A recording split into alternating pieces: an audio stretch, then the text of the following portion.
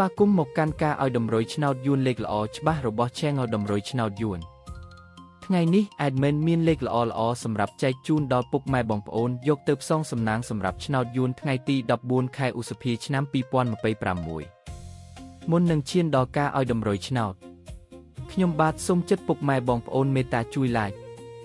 Subscribe Comment និងដាក់សញ្ញាកណ្ដឹងឲ្យ Admin ម្នាក់មួយផងដើម្បីជាការលើកទឹកចិត្តក៏ដូចជាដើម្បីតាមដានវីដេអូតម្រុយឆ្នោតថ្មីៗផងដែរ